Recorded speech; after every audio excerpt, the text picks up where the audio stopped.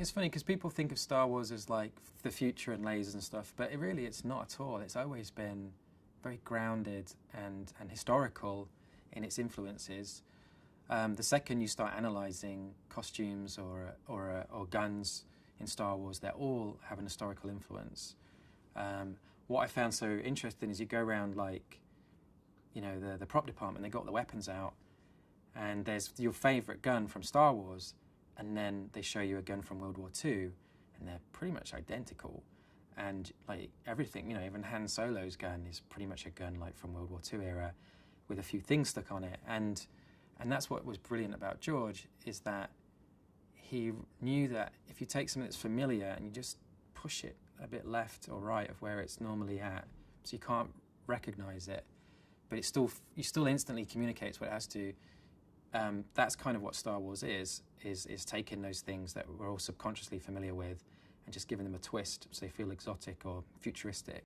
She does make it seem so easy that you forget what she's going through sometimes. And I used to, as amazing it is to make Star Wars, and it is, it's also very hard.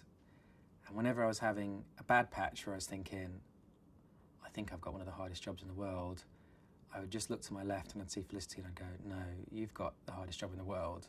Like, carrying a Star Wars movie is you couldn't ask someone to do anything harder. And she never made it a problem. Diego, he comes to the table like instantly, he's the most likable guy in the world. Like, Diego walks through a door and you just want to be his friend straight away. I don't know what it is about him, I don't know how he got it, but he has it.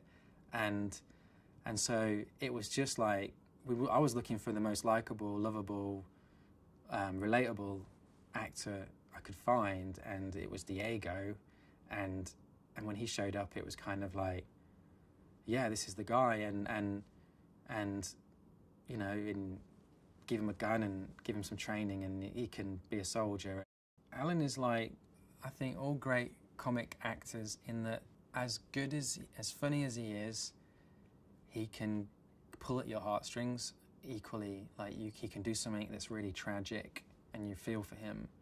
I kind of really enjoyed the opportunity to tell a story that is magical and epic, but from the point of view of a normal person, and how you don't need to be superhuman to affect the world for the better. Like, the idea that only Jedi can do anything good or significant in the world is, I think, the wrong lesson of Star Wars. I think what Star Wars is about is that it doesn't matter where your background is from, no matter who you are, you can make a difference.